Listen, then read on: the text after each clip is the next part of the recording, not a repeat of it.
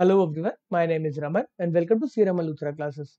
इस सेशन में हम डिस्कस करने वाले हैं most important MCQs on retail direct scheme. Most important है क्यों? प्रोबेबल जितने प्रोबेबल एमसीक्यूज है वो डिस्कस करने वाला हम आज के सेशन में। आज के सेशन के बाद आपको रिटेल डायरेक्ट स्कीम एकदम समझ में आ जाएगी। बात समझ में आती है? सर, मैंने अभी अभी गूगल करा कि ये स्कीम तो 21 में आई है, तो आप ये स्कीम आज क्यों करा रहे हो? पहले ये बताओ। अभी आपका एक एग्जाम है इंटरनेशनल फाइनेंशियल सर्विस सेंटर का, ग्रेड ए का, जिसके अंदर आपको कवर कर रही है फाइनेंशियल इनिशिएटिव जो भी लिए गवर्नमेंट ने और जो स्कीम्स आई गई है बात में थे फाइनेंशियल सेक्टर में। तो आपके मेंस और प्री दोनों एग्जाम्स के लिए इंपॉर्टेंट है, बहुत इंपॉर्टेंट है। तो अगर मैं बात करूं कि पुराने जो भी एग्जाम्स हुए हैं इस पर्टिकुलर पैटर्न वाले पीएफआरडी के सेबी की, तो उसमें इस स्कीम पे क्वेश्चन आए हैं। इंटीग्रेटेड ऑम्बुड्समैन स्कीम जो इसके साथ आई थी, ये दोनों की दोनों स्कीम आई थी 12 नवंबर 2021 को, तो उसमें से क्वेश्चन आ चुके हैं, तो ये स्कीम्स इंपॉर्टेंट है ना। तो आज हम सारे के सारे एमसीक्यूज कर लेंगे रिटेल डायरेक्ट स्कीम के। अगर आप ये स्कीम्स को पढ़ रहे हो तो आपको इसकी बेटर अंडरस्टैंडिंग रहेगी अगर आपने इंडियन फाइनेंशियल सिस्टम को समझ रखा है कि इंडियन फाइनेंशियल सिस्टम कैसे वर्क करता है। जो फ्लो है ना, मिनिस्ट्री ऑफ फाइनेंस के डिपार्टमेंट्स हैं, फिर आपका बैंकिंग है तो बैंकिंग के अंदर भी बड़े सारे एरियाज है, एनबीएफसी क्या होते हैं, कोऑपरेटिव बैंक क्या होते हैं। तो अगर आप मेरे कोर्स के एनरोल स्टूडेंट है तो आप फाइनेंस वाले फोल्डर के पहले 5 लेक्चर अगर देख लेंगे तो आपको सारी की सारी स्कीम्स बेटर समझ में आएंगी, जो इनमें वर्ड यूज होंगे वो बेटर समझ में आएंगे। करेक्ट जी? सर, अगर हमें आपका कोर्स लेना तो कैसे लें? कि आप इस पर्टिकुलर वीडियो के डिस्क्रिप्शन में जा सकते हैं, आपको सारे के सारे लिंक मिल जाएंगे। अभी के लिए आप आईएफएससी का कोर्स रेफर कर सकते हैं। साथ ही साथ हमारा एक बहुत इंपॉर्टेंट, बहुत ही फेमस कोर्स है आईएफएससी और सेबी का कॉम्बो कोर्स। इनकी वैलिडिटी इनकी एग्जाम्स तक रहेगी जब तक सेबी का एग्जाम नहीं हो जाता। तो आप अभी डिस्काउंट कोड यूज कर सकते हैं, नवरात्रि का फेस्टिवल चल रहा है तो ये मैक्सिमम डिस्काउंट है जी 30%। तो आपको आईएफएससी का कोर्स पड़ जाएगा अराउंड 3800, और आपको कॉम्बो कोर्स है आईएफएससी सेबी का अराउंड 65-6800 का पड़ जाएगा, 6600 का। ठीक है जी? आपको नोट्स, एमसीक्यूज, लेक्चर सब मिलेंगे, मॉक टेस्ट वगैरह। चलो जी सर, आज के सेशन को स्टार्ट करो। हम आपके एमसीक्यूज की क्वालिटी देखना चाहते हैं। ये एमसीक्यूज डिजाइंड है कि अगर आपने एक पर्टिकुलर स्कीम, एक टॉपिक को कवर कर रखा है तो आपकी रिवीजन हो जाए साथ ही साथ, और हर एक एस्पेक्ट कवर हो जाए। तो बात को स्टार्ट करते हैं। Which securities are traded under retail direct scheme? तो रिटेल डायरेक्ट स्कीम का पर्पल ये था, गवर्नमेंट कह रही थी कि हमारी सिक्योरिटी, गवर्नमेंट की सिक्योरिटी क्या? गवर्नमेंट ट्रेजरी बिल लेकर आती है, डेटेड गवर्नमेंट सिक्योरिटी लेके आती है, सॉवरेन ग्रीन बॉन्ड लेकर आती है, सॉवरेन गोल्ड बॉन्ड लेकर आती है। तो सारी की सारी सिक्योरिटी में बोला रिटेल इन्वेस्टर आप भी आओ, खरीदारी करो हमारी सिक्योरिटीज की। क्या दिक्कत है जी? ये क्या कहते हैं, रिटेल इन्वेस्टर क्यों आएगा? भाई गवर्नमेंट की सिक्योरिटी है, कोई डिफॉल्ट का चांस नहीं, जो मिल रहा है रेट ले लो। चलो जी। Which securities are traded under retail direct scheme? A money market security, B capital market security, C government security, D corporate debt security, E all of the above. ठीक है जी? तो इसका करेक्ट आंसर है गवर्नमेंट की securities. सिर्फ money market, government की क्या सिर्फ शॉर्ट टर्म सिक्योरिटी थोड़ी ना आती है, जो डेटेड गवर्नमेंट सिक्योरिटीज है। अगर मैं सॉवरेन ग्रीन बॉन्ड की बात करूं तो वो 10 साल के आते हैं, 5 साल के आते हैं। ठीक है जी? तो सिर्फ मनी मार्केट या कैपिटल मार्केट की सिक्योरिटी नहीं चलती वहां पे, पूरी गवर्नमेंट, सारी गवर्नमेंट की सिक्योरिटी चलती है। कॉर्पोरेट की थोड़ी ना सिक्योरिटी कोई गवर्नमेंट बेचेगा अपने अपनी तरफ से। ठीक है जी, बात समझ आती है। अगला क्वेश्चन करेंगे। Under retail direct RBI RD scheme an investor has to open dash account for the purpose of making investor. कौन सा? A NRO account, B RDG account, C savings account, D CCIL account. ओ क्या बात होगी, E demat account. तो इसका correct answer है RDG account. Retail direct के अंदर आपको एक गिल्ट अकाउंट खुलवाना पड़ता है। गवर्नमेंट ऑफ, क्या कहते हैं, government issue long term securities होती है, लॉन्ग टर्म स्टॉक्स होते हैं। ठीक है जी? सिक्योरिटीज ही कहते हैं स्टॉक्स को। तो आरडीजी अकाउंट खुलवाना पड़ता है, और इसका प्री रिक्विजिट है, अगर आपको आरडीजी अकाउंट खुलवाना है ना आरबीआई के पास जाके, तो आपको पास एक सेविंग्स अकाउंट होना चाहिए। ठीक है जी? इन्वेस्टमेंट पर्पज के लिए आपको आरडीजी अकाउंट, डायरेक्टली सेविंग से आप नहीं ले सकते। क्या कहते हैं, गवर्नमेंट की सिक्योरिटी कि मेरे पास सेविंग अकाउंट है मैं लेने चला जाऊं। आपको एक आरडीजी अकाउंट खुलवाना पड़ेगा। ठीक है जी? बात समझ आती है। Which of the following statement is correct with respect to RBI retail direct scheme? A. A retail investor can invest in government securities under retail direct scheme. Second point है हमारा, non-residents are eligible to buy securities under retail direct scheme. ठीक है जी? Third, payment for transaction can be done via UPI under retail direct scheme. बताओ जी, non residents are not eligible लिखा है जी, not eligible. हाँ, उनको क्यों एलिजिबल करेंगे जी? उनको हमारे लिए आई है, नॉन रेजिडेंट के लिए थोड़ा ना आई है। तो कौन सा इसमें स्टेटमेंट करेक्ट है? तो देखे जी, ए 1 और 2, 2 और 3, ओनली 1 करेक्ट है जी, या फिर 1 और 3 करेक्ट है। ई या फिर सारी की सारी करेक्ट है। तो इसमें जो आंसर सही है वो है statement number first and third. आप पेमेंट कर सकते हो ट्रांजेक्शन की यूपीआई के थ्रू। साथ में रिटेल इन्वेस्टर तो करेगा ना, ये तो पर्पस था कि रिटेल इन्वेस्टर गवर्नमेंट सिक्योरिटीज को परचेज कर सके इस स्कीम के थ्रू। और नॉन रेजिडेंट भी एलिजिबल है। फेमा की अगर guideline, foreign exchange management act की गाइडलाइंस को अगर वो फॉलो करता है तो उस हिसाब से वो भी गवर्नमेंट की सिक्योरिटीज में इन्वेस्ट कर सकता है। बात समझ में आती है? ठीक है जी। क्वेश्चन नंबर, गलत हुआ ना? नहीं सर, हमारा सही था, हम नोट कर रहे हैं। Question number 4, which of the following statement is correct with respect to bidding on securities in primary market under retail direct scheme? आपकी रिटेल डायरेक्ट स्कीम में दोनों मार्केट्स है, प्राइमरी मतलब न्यू इशू, नहीं एकदम फ्रेश ताजा ताजा सिक्योरिटी आपके पास आ रही है। सेकेंडरी मार्केट मतलब इन्वेस्टर आपस में अपनी सिक्योरिटी को बेच रहे हैं। ठीक है जी, बात समझ में आती है? ए पॉइंट कहते हैं करेक्ट क्या भाई, बिडिंग के हिसाब से बात कर रहा है। Allotment of security will be as per the non competitive scheme for participation. मतलब कोई कंपटीशन नहीं होगा, जिसको जो रेट देना उस रेट पर सिक्योरिटी मिल जाएगी, ये मतलब है क्या इसका? अगला स्टेटमेंट पढ़ते हैं, समझ में नहीं आई sir. Second statement, a retail investor can place a bid for from a rupee saving bank account maintain in India. Retail investor कह रहा है प्लेस कर सकता है बिड एक सेविंग बैंक अकाउंट से। Third point, multiple bids per securities are permitted. ठीक है जी, सिक्योरिटी आई मल्टीपल, इस बिड पे दी तो उस बिड पे मिल जाएगा, मैंने 5-6 बिड लगा दी। तो इसमें से करेक्ट स्टेटमेंट कौन सी है? A, only one, first statement is correct कि अलॉटमेंट ऑफ सिक्योरिटी होगी नॉन कॉम्पिटिटिव बिड के ऊपर। बी कह रहा है बोथ ए और बी सही है statement. C, both first and third. D point कहता है ओनली सेकंड स्टेटमेंट सही है। ई कहता है बोथ सेकंड एंड थर्ड। तो अभी तो आपको एक हिंट तो मिल गया था कि सेकंड स्टेटमेंट तो इनकरेक्ट है। जब मैं कह रहा था कि सेविंग्स के अकाउंट से थोड़ा ना बिड डाल सकते हो, आपको एक आरडीजी अकाउंट चाहिए, तो बचा क्या? वन और थर्ड, वन और थर्ड। ओहो, क्या करे क्या करे। तो इसका करेक्ट आंसर है only first, only one statement is correct. जो आप अलॉटमेंट होगी सिक्योरिटीज की नॉन कॉम्पिटिटिव बिड का क्या मतलब है कि हर एक जो भी क्या कहते हैं ऑक्शन आती है, तो उसके अंदर डिवाइड किया जाता है कि रिटेल इन्वेस्टर को हम थोड़ा सा पार्ट देंगे और बाकी के जो सिक्योरिटीज वो इंस्टीट्यूशनल इन्वेस्टर से लेंगे। सारा एब्जॉर्ब भी कर सकते हैं रिटेल इन्वेस्टर, सारे के सारे सिक्योरिटीज वो नहीं खरीद सकते, इतना पैसा ही नहीं उनके पास। तो इंस्टीट्यूशनल इन्वेस्टर मेजर सिक्योरिटीज लेते हैं, और जो वो सिक्योरिटीज लेते हैं इंस्टीट्यूशनल इन्वेस्टर, वो बिडिंग के प्रोसेस पे लेते हैं कि मैं इतनी बिड लगाता हूँ, मेरी इतना बोली है, मेरी इतनी बोली है। अब इस बिडिंग प्रोसेस में जो बेस्ट जो बिड सेलेक्ट होती है कि हाँ ये हाईएस्ट बिड आई है, इस पे हम सिक्योरिटीज दे रहे हैं इंस्टीट्यूशनल इन्वेस्टर्स को। जो रेट डिसाइड होगा उसी रेट में रिटेल इन्वेस्टर को ऑफर करी जाएंगी सिक्योरिटी।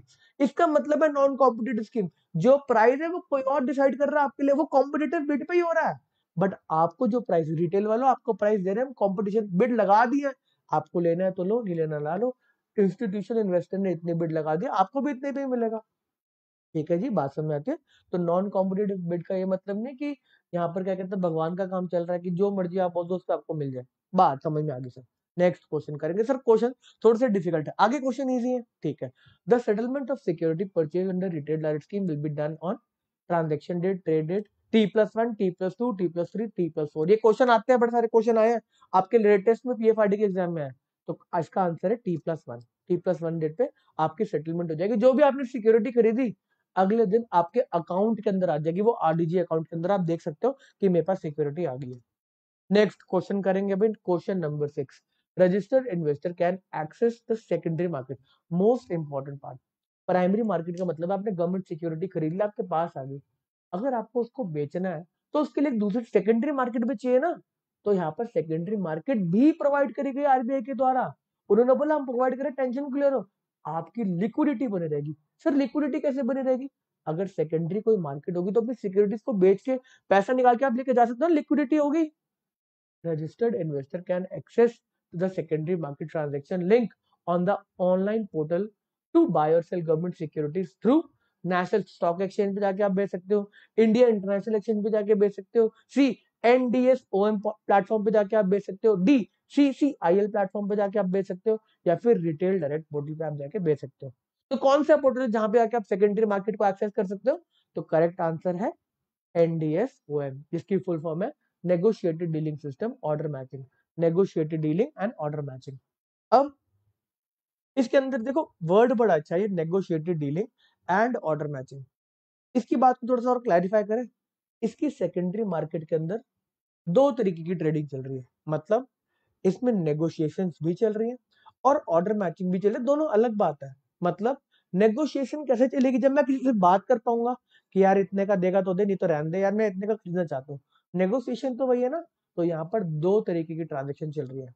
एक, मैंने अपना प्राइस डाल दिया, किसी ने अपना प्राइस डाल दिया, ऑर्डर मैच हो गए। ऐसे तो सारी की सारी सिक्योरिटी ट्रेड होती है ना हमारी सेंसेक्स, नेशनल स्टॉक एक्सचेंज पे, बॉम्बे स्टॉक एक्सचेंज पे। बट यहाँ पर ऑर्डर मैचिंग के साथ साथ एक और फीचर है कि आप नेगोशिएशन करो, तो वो है रिक्वेस्ट फॉर कोट। हम कह रहे हैं, मांग रहे, रिक्वेस्ट कर रहे, बताओ जी कितने का बेचोगे, कितने का खरीदोगे, तो रिक्वेस्ट डाल रहे हैं। ठीक है जी, रिक्वेस्ट डाली जा रही है कि भाई हम इतने पे, कितने पे आप बेचना चाहते हो या कितने पे आप खरीदना चाहते हो। ठीक है जी, तो दो तरीके की मार्केट चल रही है, मतलब दो तरीके का प्रोसेस है सिक्योरिटीज को बेचने का। एक तो आपने सीधा ऑर्डर डाल दो, मैं इतने पे बेचना चाहता हूँ, बात खत्म। अगर कोई इतने पे खरीदने वाला होगा, उसने वो रेट डाल रखा होगा, तो आपका ऑर्डर मैच हो जाएगा। ऑर्डर मैच होता है आपका ट्रेड एग्जीक्यूट। दूसरा क्या है, आप कोट मांग रहे हो, हाँ जी भाई आप कितने का बेचना चाहते हो, वो कह रहा है मैं इतने का बेचना चाहता हूँ। मैं उसको बोल रहा हूँ थोड़ा सा कम कर ले, बात पक्की हो जाएगी, थोड़ा सा कम कर ले। कह रहा चलो जी मैंने थोड़ा सा कम कर लिया, अब बात पक्की होगी। तो ये क्या हुआ, नेगोशिएटेड डीलिंग। मजा आ गया जी, मजा आ गया। नेक्स्ट क्वेश्चन करेंगे, which organisation does the clearing function of trades executed on NDS OM. Clearing का काम कौन करेगी, NSC clearing limited, India clearing corporation limited, multi commodity exchange clearing limited, national commodity clearing limited, या clearing corporation of India limited. Correct answer है clearing corporation of India limited. Tax के ऊपर है, पढ़ना पड़ेगा, रटना पड़ेगा, स्कीम पढ़नी पड़ेगी। Next question, minimum amount of investment through retail direct platform in state development loan. State development loans जो आते हैं, उसका मिनिमम कितना आपको इन्वेस्टमेंट करना पड़ेगा एक रिटेल इन्वेस्टर को, 10,000, 20,000, 50,000, 1 लाख या 2 लाख। करेक्ट आंसर है 10,000 रुपीज, 10,000 रुपीज।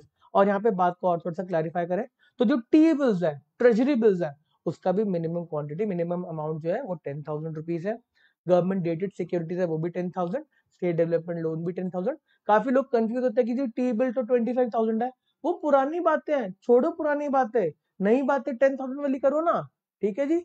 और साथ में सॉवरेन गोल्ड बॉन्ड, जो हम पिछले लेक्चर में पढ़ के आ चुके स्कीम के बारे में, यूट्यूब पे ये देख लेना जाके जी, नॉलेज बढ़ेगी। सॉवरेन गोल्ड बॉन्ड को आप ग्राम्स के अंदर, पर ग्राम, 1 ग्राम के उस पर रेट पे खरीद सकते हैं। नेक्स्ट क्वेश्चन, मैक्सिमम अमाउंट, जैसे मिनिमम का क्वेश्चन है, मैक्सिमम का क्वेश्चन तो आ रहा है ना। Maximum amount of investment in government of India dated securities. Dated securities की बात कर रहा, लॉन्ग टर्म वाली सिक्योरिटीज की। कितना, 5% of the aggregate nominal amount of the issue. जितना इशू है 10,000 करोड़ का, तो उसका 5%, मतलब 500 करोड़ तक इन्वेस्टमेंट हो सकती है। या फिर B, 10% of the aggregate nominal value of the issue. C, 2 crore rupees face value पर सिक्योरिटी पर ऑप्शन। एक ऑप्शन के अंदर एक सिक्योरिटी पे 2 करोड़ से ज्यादा नहीं, एक सिक्योरिटी पे एक ऑप्शन में 5 करोड़ से ज्यादा नहीं, या फिर जो टोटल ऑप्शन आया उसका 1%। तो इसका करेक्ट आंसर है डेटेड सिक्योरिटीज के लिए 2 करोड़ रुपीज। अगर आप ट्रेजरी बिल की बात करो, तो उसके अंदर 5% of the aggregate nominal amount of asset पे आप कर सकते हो। अगर आप बात करो स्टेट डेवलपमेंट लोन्स के, तो उसके अंदर आप कितना मैक्सिमम इन्वेस्टमेंट कर सकते हो, 1% ऑफ द नोटिफाइड अमाउंट। सबके लिए अलग है, इंपॉर्टेंट है, पढ़ना पड़ेगा। सर इसमें सॉवरेन गोल्ड बॉन्ड तो रह गया, उसका क्या करें। सॉवरेन गोल्ड बॉन्ड के बारे में आप पिछले लेक्चर में पढ़ के आए, उससे मैंने यहाँ पे नहीं डाला, मेरे को पता, पढ़ कर आए हो। वहां पर पता है ना इंडिविजुअल्स के लिए क्या है लिमिट, 4 kg ऑफ गोल्ड। और अगर बात करें कि अगर कोई चैरिटेबल इंस्टीट्यूशन या ट्रस्ट खरीदने वाला है, तो उसके लिए कितनी लिमिट है, 20 kg ऑफ गोल्ड। ठीक है जी, बात सुन रहे थे। Question number 10, which of the following statement is incorrect with respect to investor service provided under retail direct scheme. अब आपका रिटेल डायरेक्ट स्कीम के अंदर कोई आरडीजी अकाउंट खोल रहा है, क्या क्या सर्विसेज प्रोवाइडेड है उसके अंदर। All transaction alert of under retail direct scheme will be provided through email and SMS. ये तो जी लग रहा होना चाहिए। ठीक है जी, B point, securities held in RDG account will be available for pledge and lien, मतलब आप उसको गिरवी रख सकते हो और लोन ले सकते हो। ठीक है जी, C point, there can be one nominee in RDG account. D, retail direct investor will have an online facility to gift government securities, मतलब ये सिक्योरिटीज को हम गिफ्ट कर सकते हैं किसी और को, रिटेल डायरेक्ट इन्वेस्टर को। E, all of the above statements are correct. तो इसमें इनकरेक्ट स्टेटमेंट है नॉमिनी वाला, मतलब मैक्सिमम 2 नॉमिनी हो सकते हैं। ठीक है जी, एक नहीं 2 नॉमिनी हो सकते हैं। बात सुनना आगे से। क्वेश्चन नंबर 11, एनी क्वेरी और grievance related to retail direct scheme can be raise to dash.